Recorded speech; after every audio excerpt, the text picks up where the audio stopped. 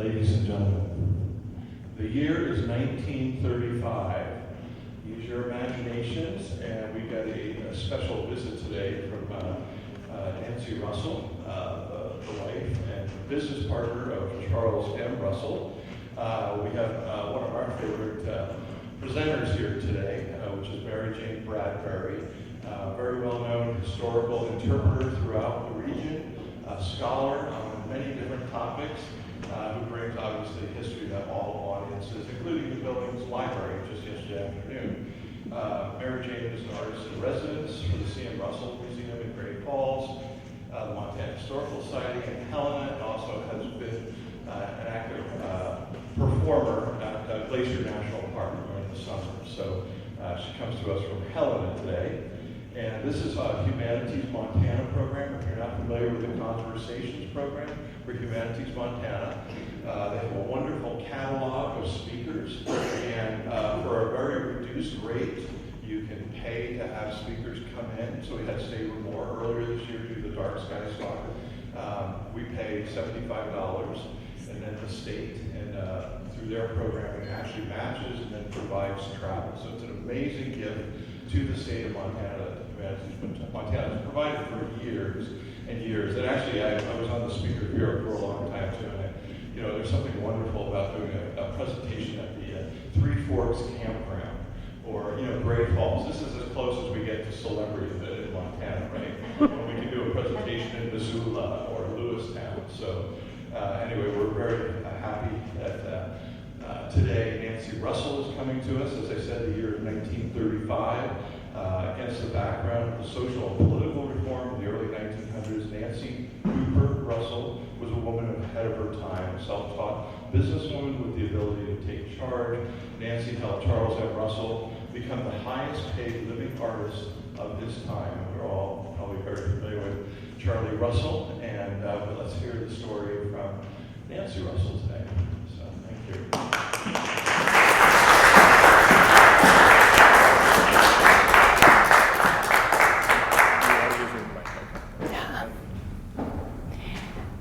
1935. Where does the time go?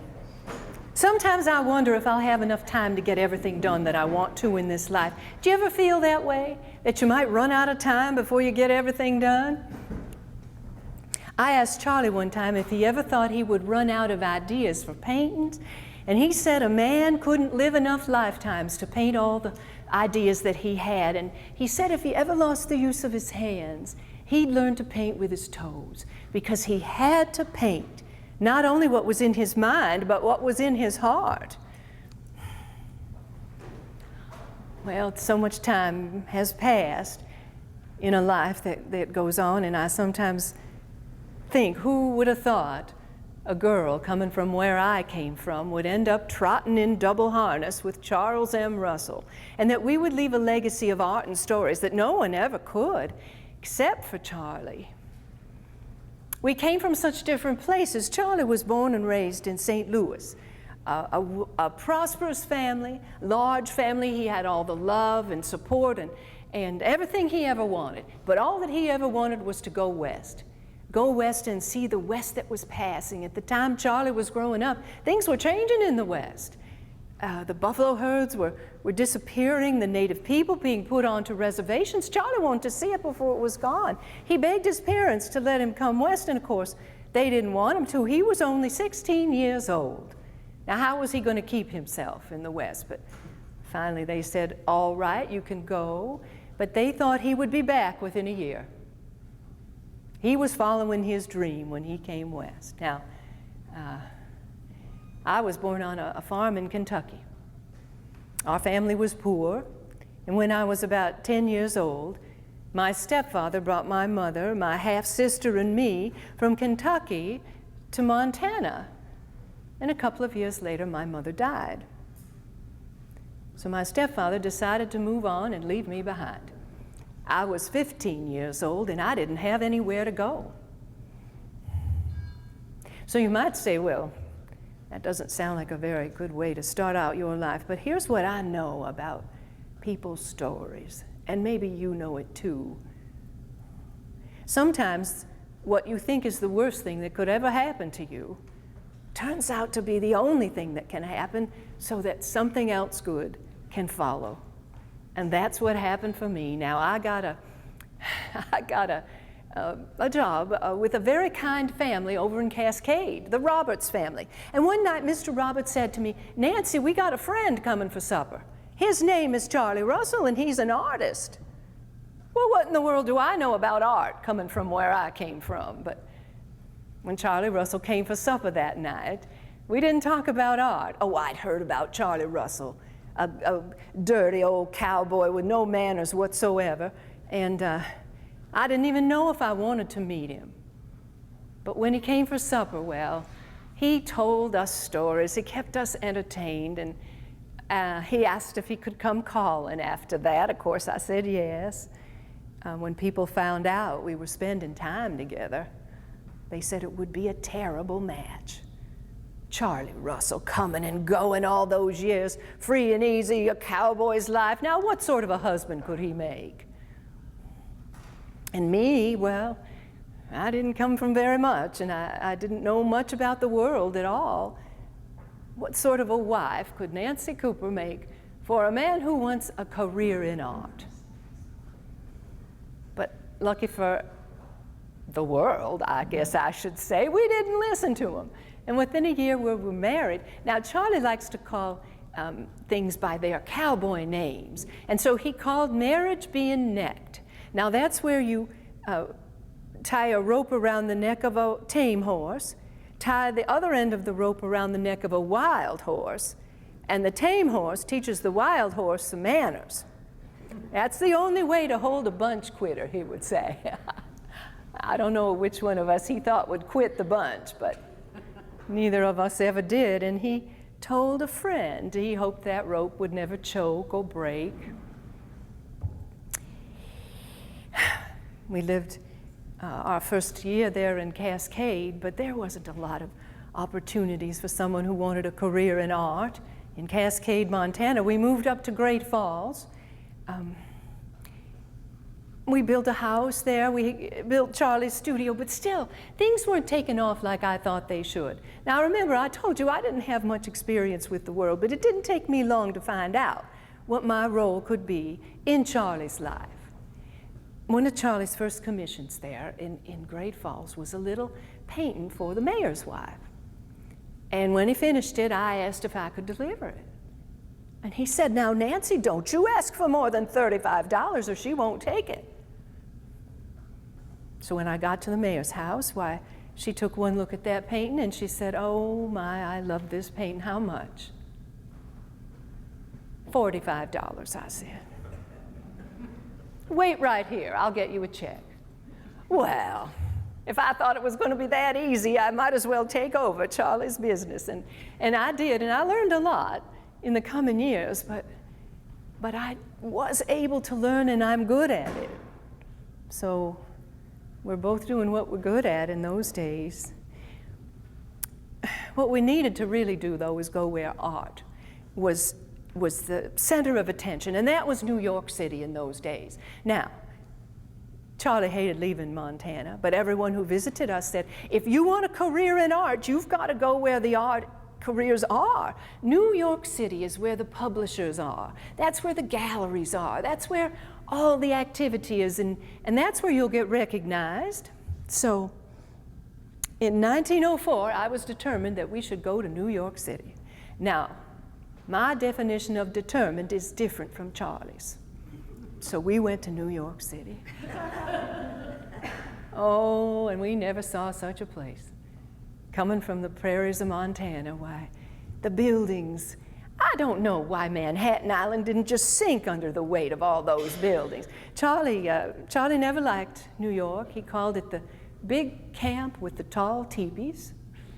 And mostly he was trying not to get lost there, but he found friends that first trip, fellow artists that he could learn from, he could relate to. And Western art was all the rage at the turn of the century, and people couldn't get enough of the stories and the images of the West. Who better to tell all that than Charlie Russell?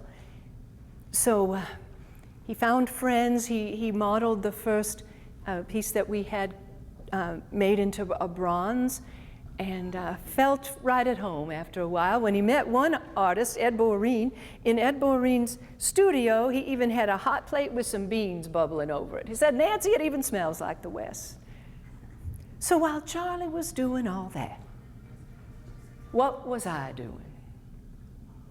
Well, I was walking the streets of New York City with paintings under my arms, from gallery to publisher to gallery to publisher, trying to figure out this art business. A young woman alone in the streets of New York in 1904, well, I learned about a lot more than the art business, but I did learn about it and what it would take to position Charlie so he could get some of that work that everybody was talking about. And when we left New York that first year, I had sold a painting, and I had commitments from Leslie's and Scribner's and Outdoor Magazine to use Charlie's illustrations and stories. There would be many more trips to New York City. And every time we went, I got better and better at negotiating for the prices I believed Charlie deserved.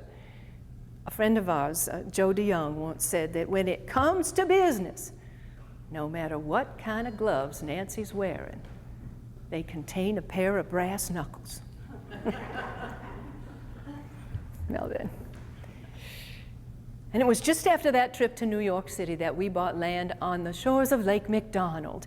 Charlie had read the work of George Bird Grinnell and James Willard Schultz, two adventurers, mountain men, a naturalist. They wrote articles about this northwest part of Montana. And their descriptions were something nobody could actually believe was true. They were so beautiful. And of course, anybody who reads something like that wants to see it. But it wasn't easy to get to in those days, the 1880s, when these articles were written and published. It was known mostly to the Indians and to prospectors, mountain men and such.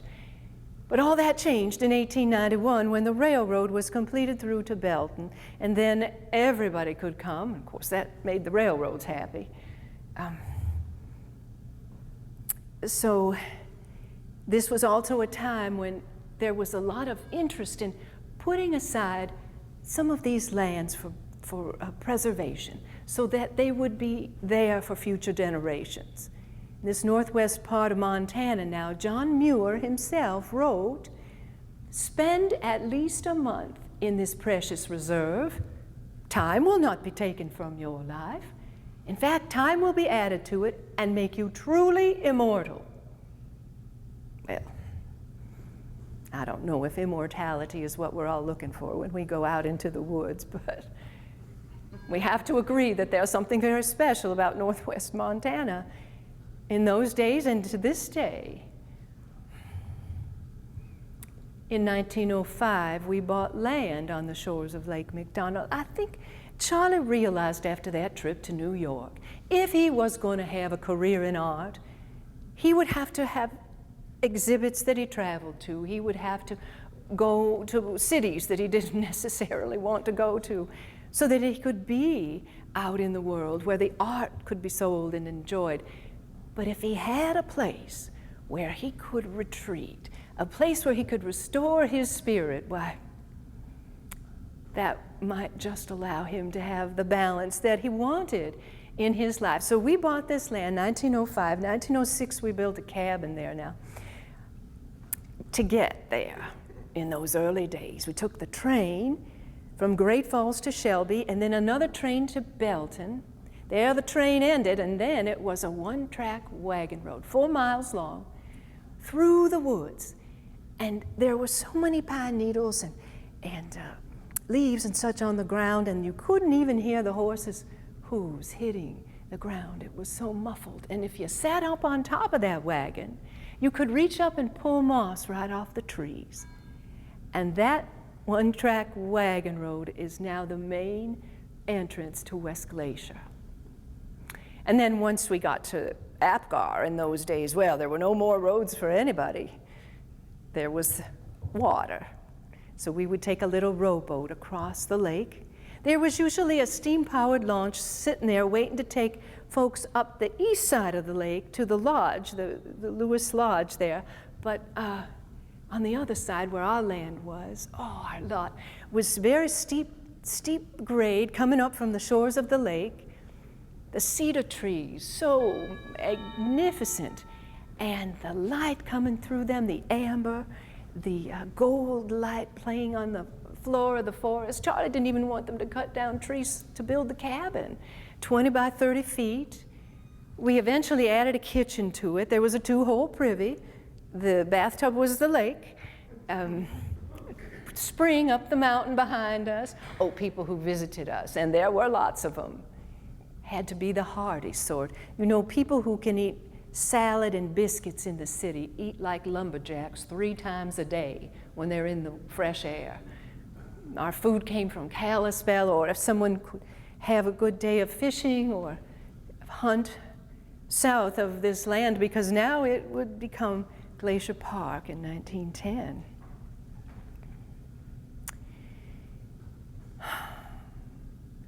Well, these memories, every time I reminisce like this, it takes me back. But I want to tell you about Charlie. In 1911, we went back to New York for our first big exhibition, The West That Is Past. And there was a 2-page interview with Charles M. Russell in the New York paper, and one critic wrote, "Charlie Russell has a big heart, and he paints it across the canvas such that the viewer can smell the incense of the prairie."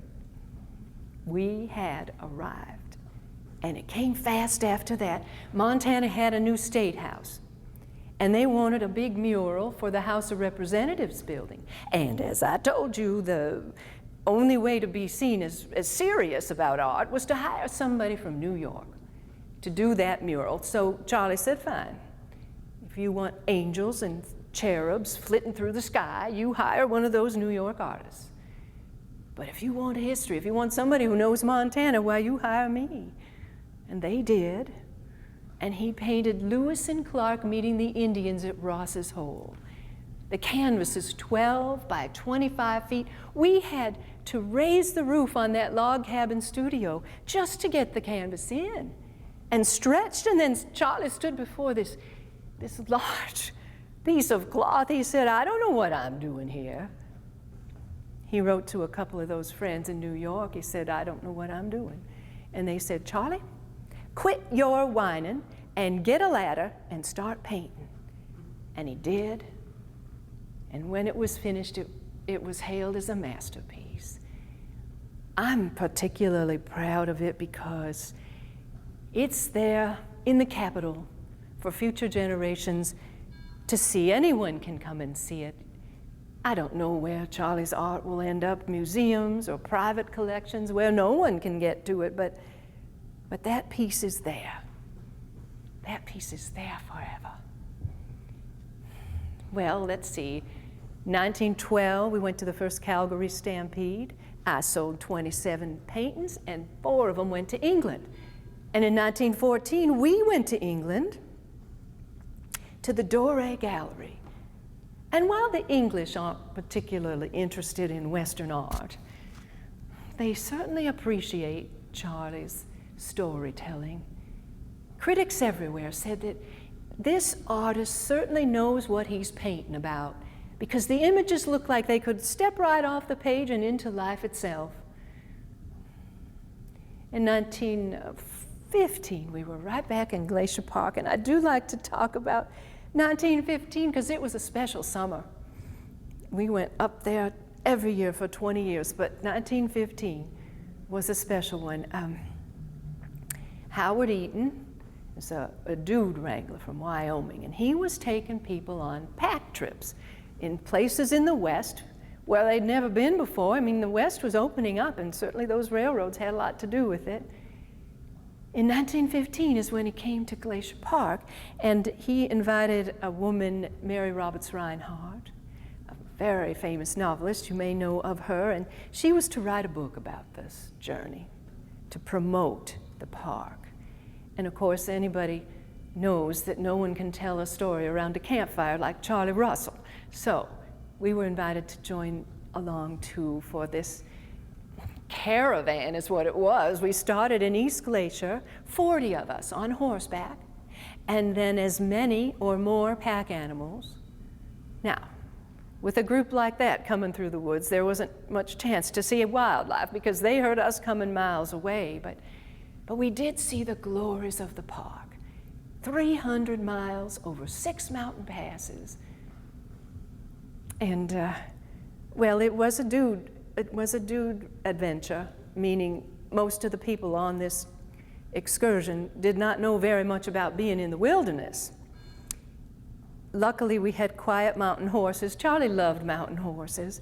He used to say that a mountain horse can pack anything from a dead animal to a screaming lady over trails that would make mountain goats nervous. And we were lucky to have them because we did go over some trails that were pretty hard to imagine surviving. But there was one young fella on this trip now, a city boy, a photographer, you see. And at one time when we stopped for our lunch break, he got off the horse. He had his big box camera, his tripod, and another little box of those glass plates. And he walked over to this precipice, looking out over this vista, and he was going to take himself the best photograph of the trip, you see. Well, when the lunchtime was over, we just all got on our horses and headed up the trail.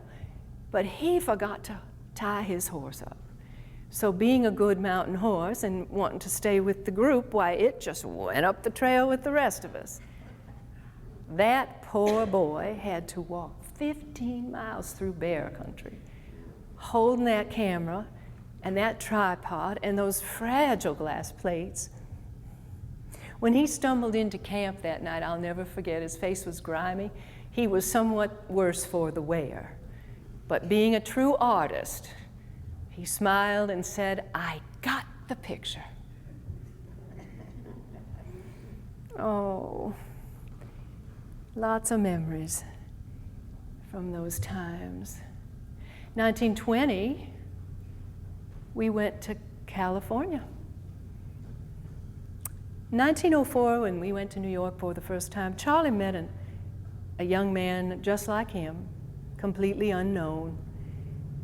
That young man became known, and when he told the story of meeting Charlie Russell in 1904, he said, "I was trying to sell a few rope tricks and Charlie was trying to sell a few paintings." Of course, he had that wrong. I was trying to sell a few paintings. But it was Will Rogers. And by 1920, he was making moving pictures in a place in Southern California called Hollywood. He'd been after us, writing to us saying, "You've got to come see this place and come see me." And so finally we did, 1920, and oh, Southern California now. Coming from Montana, which Charlie hated to leave, unless he had to. Why, oh, the weather and the people and so much growth and the movie sets. Charlie loved going on those movie sets. He said, "Nancy, you've never seen anything like it." Now, mind you, most of those early movie actors were cowboys from off the prairie. They were making Western pictures, and they were hiring the very people that Charlie worked with or knew of after he had left the prairies. So here he says, "Nancy, a fella yells action, and a cowboy comes riding up over a hill, gets shot off his horse. This man yells cut. The cowboy gets up, takes his horse back around the hill. Then the man yells action. The cowboy rides up over the hill again." They do that over and over until they get just what they want. He was so afraid that moving pictures would replace art. He said people aren't going to want to put a picture on the wall anymore. They want to go to the movie house and they want to sit there and watch this happening in motion. But I have to tell you, quite the opposite was the truth. Those movie directors didn't know anything about telling a Western story. So they would look at the Western artists' work and they would compose their their shots through their cameras as if it was a frame from a picture. I'm so glad Charlie was wrong about that. People do and always will love their art. Oh, we made a good pair, Charlie and me. When people would call Charlie a genius, he would just say, "I'm a cowboy with a paintbrush. I do the painting and Nancy does the business. And what she says goes." I live for yesterday. Nancy lives for tomorrow. So between us, we have a pretty good deal. And he was right about that. And I could do everything for him. I could plan the exhibits and do the copyrights and the shipping and the framing and the domestic activities for our life. But the one thing I couldn't do was be with Charlie in his own particular world, the place in his imagination where he stored all the pictures that he painted. He'd been in the art business for a very long time. You know, Charlie hated school when he was a boy, and he would skip school. He would take his books and papers and such, he'd stick them under a tree or a bush or something, and he'd go off down to the wharf there in St. Louis, the dock, you know, right there on the shores of the Mississippi River. And in the years when Charlie was growing up, there were lots of boats coming in, and on those boats were old timers, old mountain men and fur traders. And he sat for hours listening to their stories of the buffalo herds, running in so many numbers you'd think they'd never be gone. And the Indian people living in their different tribes and cultures and customs and such. And the land itself, he was storing up all those images, those stories. So when the time came, he could just step into that world and paint. I couldn't be with him in that world. He said to me once, "Nancy, I wish you could see what I see."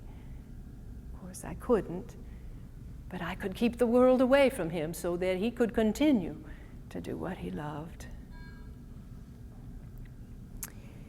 Well then, 1926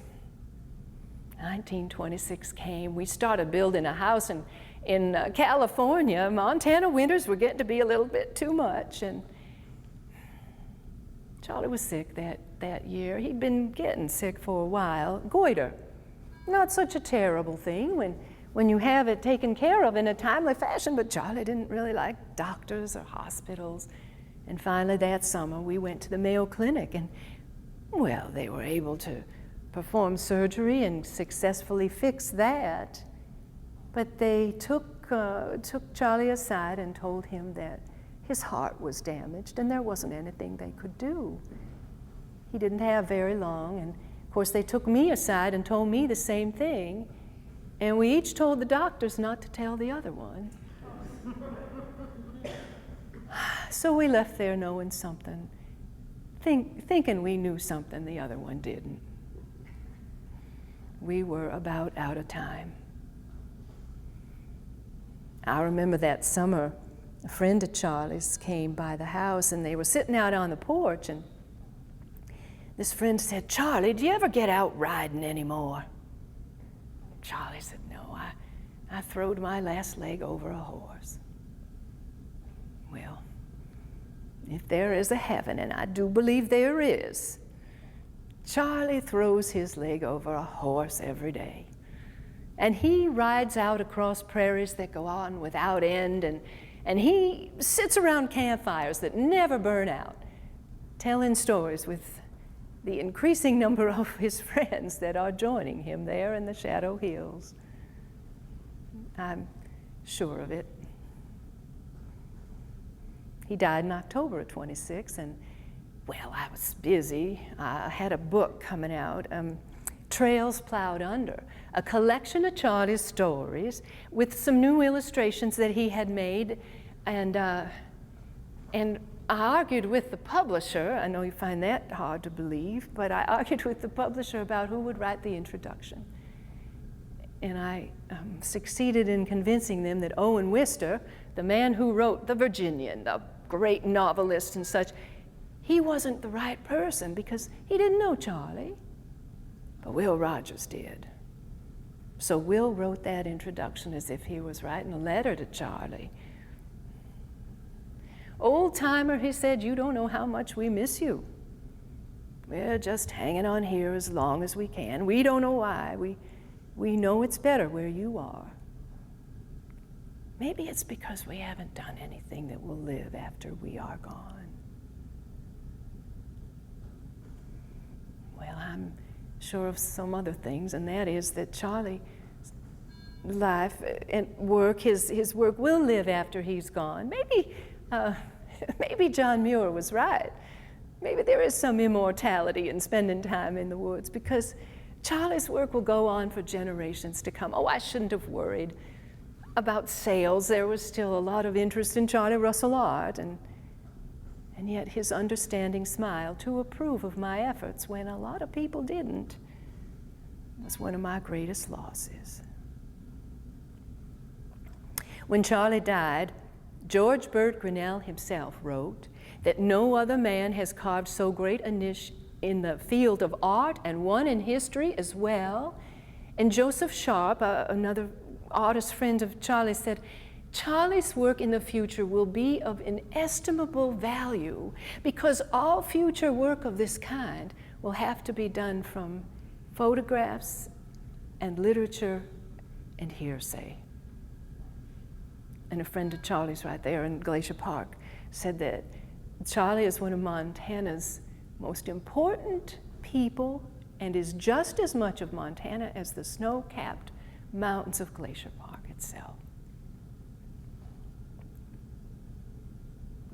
Mary Roberts Reinhardt wrote something in her book about that summer of 1915, and I read it from time to time. It always takes me back, but she was convinced we had to think about preserving and appreciating our natural world. She wrote,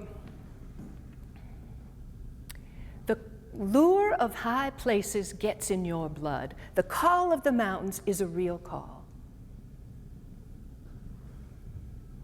Throw off the impediments of civilization, the telephones, the silly conventions, the lies that pass for truth.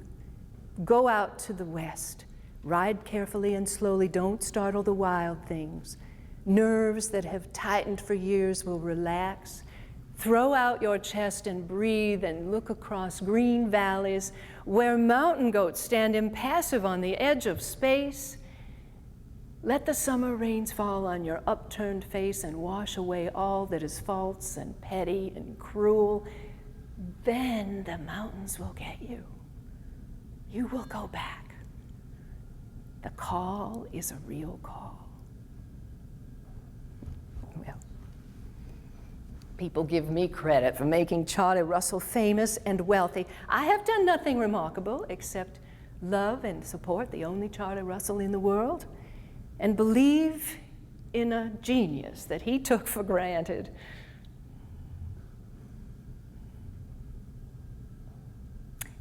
I did my part, trotting in double harness to keep Charlie from quitting the bunch. The world is Charlie's bunch. I just kept him from wandering off. Thank you.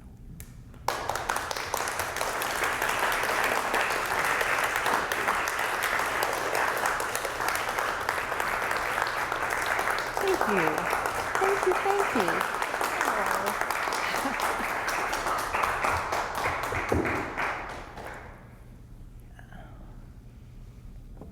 Okay.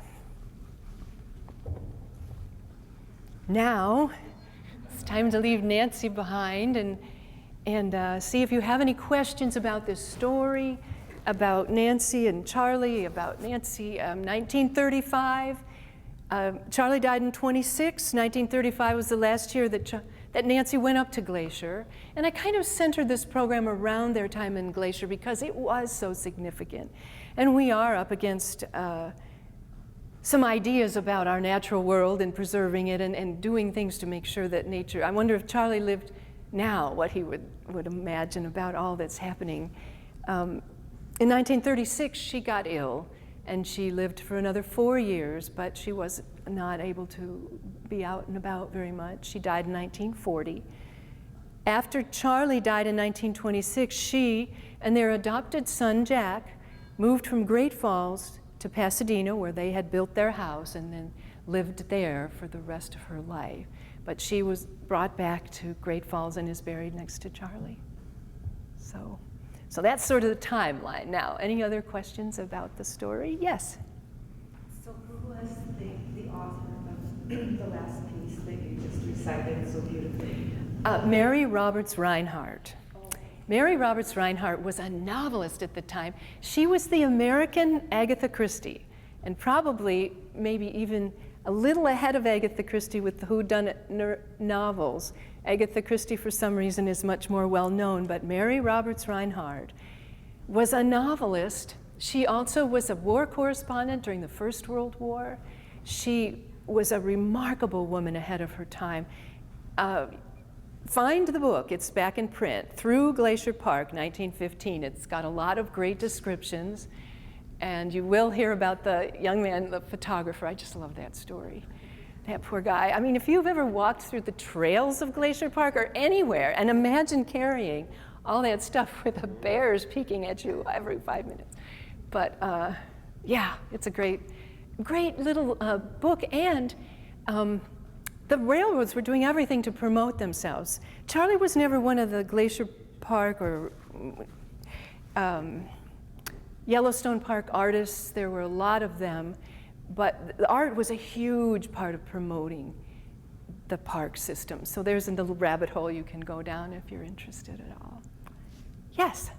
How did you determine the character of Mrs. Russell, like her demeanor? Well, I'm an interpreter. So let me just give you a little tutorial on interpretation. Tilden Freeman was the father of American modern interpretation. He worked for the Park Service, and in the 1940s he wrote a book about interpreting. And he said that information is not interpretation. Interpretation is revelation based on information. So, what can we reveal about a story, or about a landscape, or about a person if we interpret the information? So, what I know about Nancy, she came from very little, no education to speak of. She had a ton of ambition. She had enough ambition for both of them. Charlie didn't have much, so one without the other. The genius of his art would have just been used to pay his bar bill, without her. She said, you're going to do this and we're going to sell this art. And she had that ambition. Her ambition without somewhere to apply it, I don't think, would have given her the life that she might have had. I mean, this is a great convergence of two people who really could help each other through life. So that was one of the things. In service to Charlie, she lived at a time when all this women's reform and suffrage movement and all this, she was doing what those women were promoting, but she didn't get involved in any of that. It was always in service to Charlie. So one of the telling things about her that I discovered that I've given her a lot of, well, hopefully, a lot of kind of chutzpah maybe. She was a woman in business at a time when women weren't supposed to be. She had no mentors. She had no weekend workshops to go to, so she could find out how to do this with lots of finesse. So they didn't like her because she was a hard-nosed business person who didn't worry too much about what people thought of her. She just said, this is how much this is, and she would rather lose a sale than back down on a price. But she also wanted to improve herself to the end of helping Charlie. So their next door neighbors were the Trigg family there in Great Falls. And the Triggs were like second parents to Nancy. She didn't have a very solid family. And Their daughter was the librarian, Josephine Trigg, a very good friend of Charlie and Nancy. And way after Charlie was well established and famous and doing, she would go over in the evenings when they were in Great Falls and read out loud with Josephine, read a book out loud so she could continually improve her ability to use language. Her writing, if you look at her writing later in life, it was beautiful and very much cultivated to support her husband. So,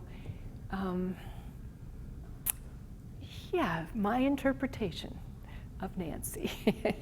Yes? I've been to the house cabin in Great Falls. Pretty amazing. What about the house or the cabin they had on Lake McDonald after it became a national park? That's a great question. What happened to the people who were living in what became the park? Those inholders were able to keep their land, and unlike other inholding situations where once that owner is gone, it reverts to the park, these inholders have kept their property in perpetuity. So there are about 120 private landowners inside Glacier Park, most of them on Lake McDonald, because that's where the Apgar brothers homesteaded, and that's where they sold a lot of their lots. The cabin is still standing. It's privately owned. It's hasn't been changed much over the years, but it is empty, and probably if it were to be acquired by the park or one of the museums, it would need a lot of tender, loving care. But it is still there. It is still there. Is it in the area where all those other? Yes, it's right in the line of houses, which have a lot of them been updated and torn down and rebuilt and stuff, but the cabin is still sitting there. Yes? Yes, thank you for a wonderful presentation. You did masterfully well. Thank you. My question is does an accurate accounting of all of Charlie Russell's works, does that exist? And does the world know where those works are? All right. First part, does an accurate accounting of everything that exists? There is a catalogue raisonné that was published by Byron Price, who was a Russell scholar, and I think it's in, just Catalogue Raisonné for Charles M. Russell. Huge, big book with everything known, but things keep popping up out of attics and dining rooms and things and from time to time, but that would be a real good resource for what's out there. So, what was the second part? Well, sometimes I'm thinking every now and then you'll read something in the paper about the wallpaper came down and somebody found a remarkable piece of work that was unknown. So I was kind of curious if that has ever happened with Charlie Russell's works, that someone would be going through a trunk of stuff and they said, oh my gosh, there's a letter that he wrote and illustrated it, and it's probably worth a fortune. Well, yes, all of the above. That does happen. Just case in point, a few years ago, a family who knew they had a Russell that had been hanging. It wasn't a monumental Russell, it was an early piece, but it was Charles Russell, and it had been in the family for years, and they took it to an antique roadshow kind of place, and they just wanted to know what it was worth.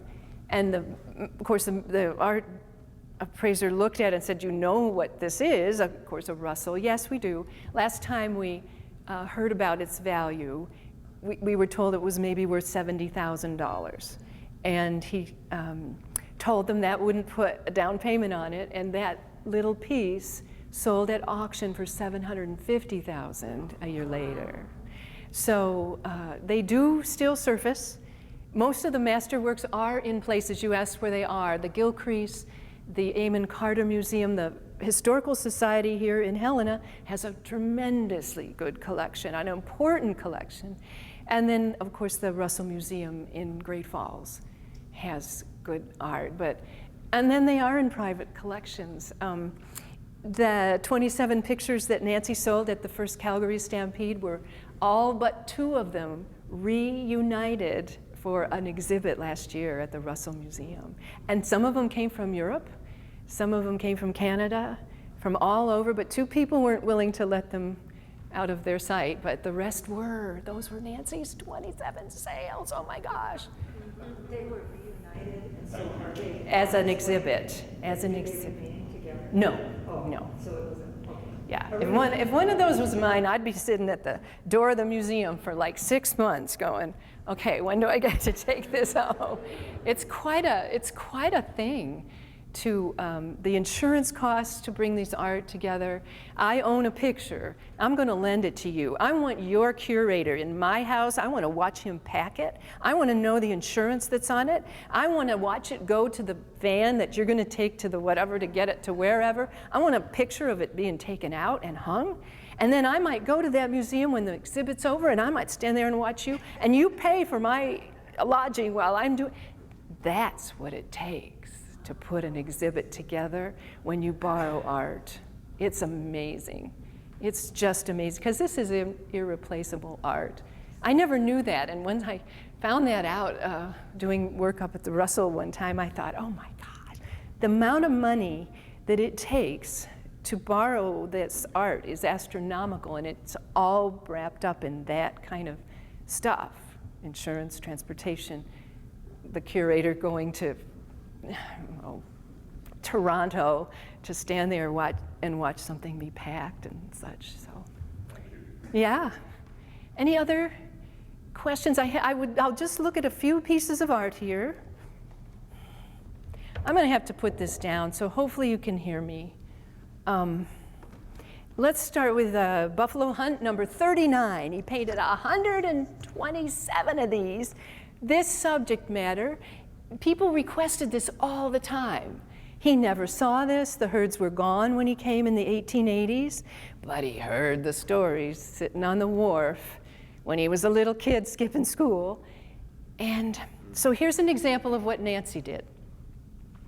They sold one of these, and the person who purchased it wrote a letter and said, we would like to return the painting and have some corrections.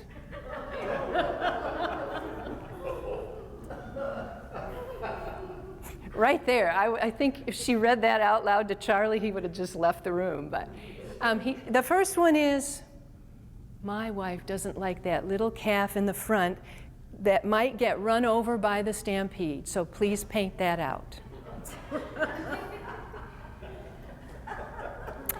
And my wife also doesn't like all that slobber coming out of the mouths of the buffalo, so paint that out.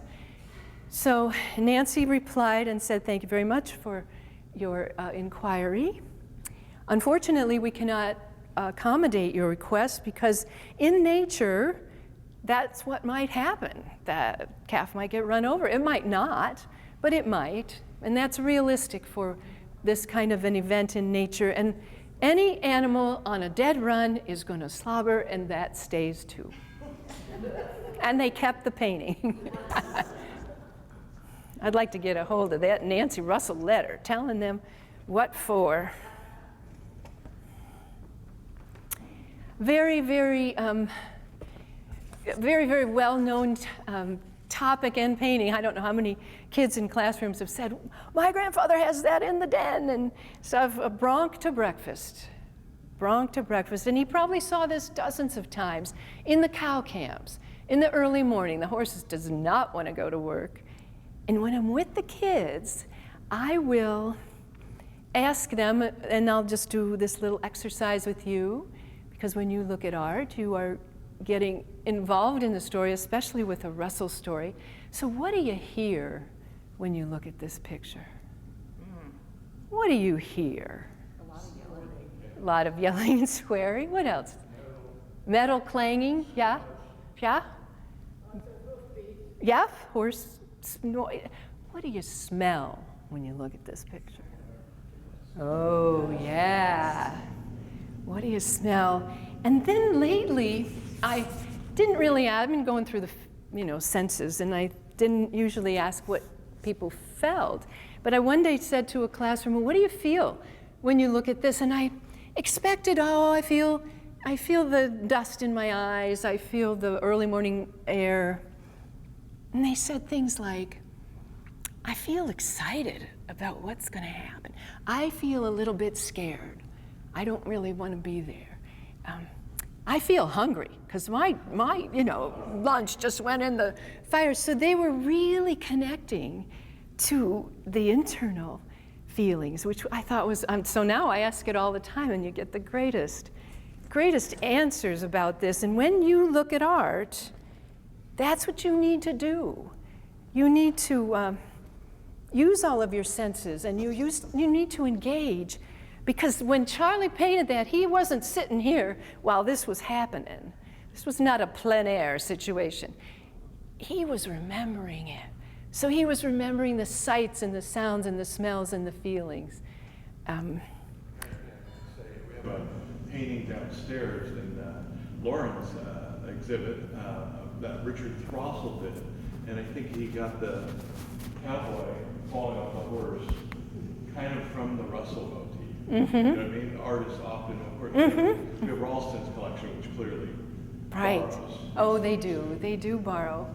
And Charlie was very generous about that. Nancy was kind of like he's copying you, and Charlie would say, so what? Nobody can paint like me, and that's a different way to tell a story.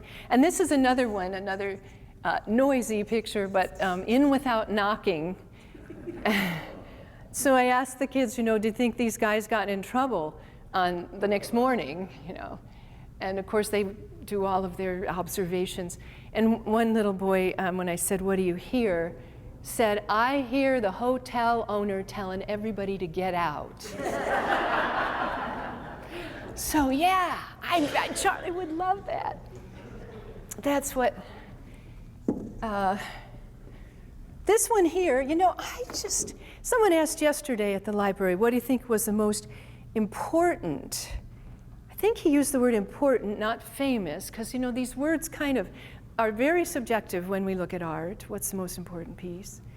And I was thinking of the big ones, the mural, When the Land Belonged to God, the big masterwork that's in the Helena Historical Society. But he said this one. This is, I hope you can see it, this is called York. Do you know who York was? Yeah. All right. So here is York in a Mandan village, comes right out of the Lewis and Clark journals, this situation. So, the Indians have hardly seen white men. And here they are, confronted with a person with black skin. Now, what are they trying to do here? See if the black rubs off. Because what do Indians do when there's a ceremony or something? They paint themselves. And black is a very important color.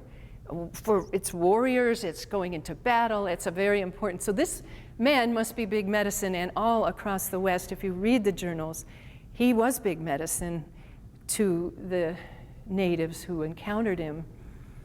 And Charlie thought this was, now I wish we had Charlie here to help us. He thought this was important because of what I know about Charlie. Charlie said, I had friends when I had nothing else. And I think he cared deeply about individuals and not to be so judgmental. Now, he was a man of his day, and there was lots of prejudices and things that were happening at the turn of the 20th century.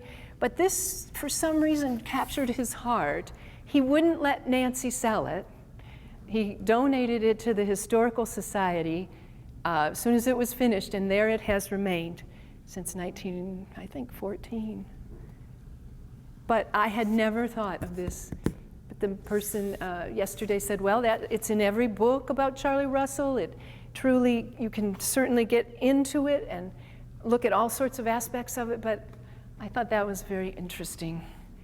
And another piece by Charlie Russell meeting the Indians on the Lower Columbia, another Lewis and Clark. Did I just say Charlie Russell meeting the Indians on the Lower Columbia? Lewis and Clark meeting the Indians on the Lower Columbia. And like so many pictures, 14 masterworks with Lewis and Clark in them, they're not front and center. They're off to the side. They're in a boat here. They're in the boat. They're coming up against here these people on the Lower Columbia, another group of Indian peoples. They're not the front and center main characters, and neither are they in York, and neither are they in the mural. He's got 12 by 25 feet in that mural, and Lewis and Clark are over here trying to get horses and trying to get directions, and over here comes a big group of Indians down the road. So he always deferred to the point of view of the native people, because he said these stories are being forgotten. We come here, we develop, we move people, we take away livelihoods, and then forget that there was already a lot of people here doing just fine. I don't know if he would have said that, but I'm going to, I didn't, Charlie went to Lake McDonald every year. He didn't do a lot of paintings of Glacier Park. This little one on the shores of Lake McDonald, a very quiet picture. There's the Indian looking out onto the lake. Something's coming, but maybe, what do we know? We don't know what's coming. And then back in the trees, maybe a family, maybe there's a fire going back there. We don't know this story, but it's a quiet picture and something he saw. The Blackfeet were still very much a presence. The railroads had Indians at the train stations and all over just for entertainment. But Charlie had friends. Friends that would visit him at the cabin, and Nancy talks about an Indian waiting for him outside the door in the morning, waiting for him to come out, and then they might smoke a pipe in silence, and then the Indian would just get up. They communed in a way because Charlie appreciated their lives and their ways of looking at nature. So this little one is kind of not a big masterwork, but it speaks so highly to how he saw the environment that he was in. All right. Any other questions? I had one on the first one. You said that he painted 128. Something like that. He just kept painting the same thing. If I were to go to him and say, I'd really like a buffalo hunt, he would paint one similar. And that's the buffalo hunt number 39. Someone told me that he painted over 120 of them. Maybe they made that up. But he painted a lot, obviously, if that's 39. When I first came to Montana, I used this in a classroom. And I think this might have been a one-off situation. The teacher looked at me after and she said, "Don't you ever show that in a classroom, because that's showing killing animals." And I thought, oh my gosh, I'm new to Montana. I better snap to it. I didn't show it for years. And then about 2 years ago, I got it out again when I started to go to classrooms again after the pandemic. And the kids, their hands flew up. I said, look at this. Oh, they need the buffalo for the food and the clothing and the shelter. And it's, my way of saying it is it's the Walmart of the prairie, and the kids just knew so much, and everyone wanted to tell me about it. And I thought, I think that first experience of mine was probably off base a little bit, because it truly is an important picture for us to remember. Yeah, yes? And if that calf had been taken out of the picture, the calf is escaping to carry on.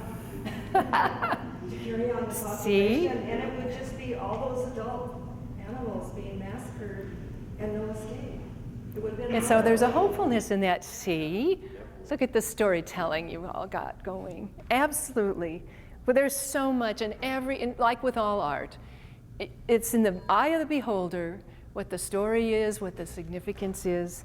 But the year after Charlie died, Montana legislature voted to make Charlie Montana's first statue in Statuary Hall. because of the Depression and the war and such, it wasn't dedicated till 1953, but it was Montana's first statue. Does anyone know who our other statue is? Jeanette Rankin. Yeah. Jeanette Rankin, a social worker, first woman elected to Congress. So out of 50 states, 2 statues per state, 100 statues, Charlie's the only artist. Montana's the only state that chose an artist to represent it. And who better? Before people came, when people were here, after new people came, he's got it all he's got it all documented for us in a very beautiful way. So I will thank you again. I've got some pictures here of Charlie and Nancy and some pictures of Charlie and Nancy in Glacier Park. And these have a lot of miles on them. I've been doing programs in Glacier Park for 5 years now, and it's always fun for people from all over the country to come up and see them. So please come up and look at the art or look at these, and thank you again for your time. The C.M. Russell Museum and the Historical Society, are they open on Sundays? The C.M. Russell, I think it's Wednesday through Sunday. Monday, Tuesday, they're closed. I don't know for sure. Check. And the Historical Society's closed because they are building a brand new building, and it will be open probably a year from now. But their art collection was in Great Falls for a few months this past year, combining 2 very important collections, but that closed on September 1st. And now that art has gone back to Helena to await its new home. But by all means, keep going down these roads. Thank you so much. You are welcome. You are welcome. Thank you. Thank you.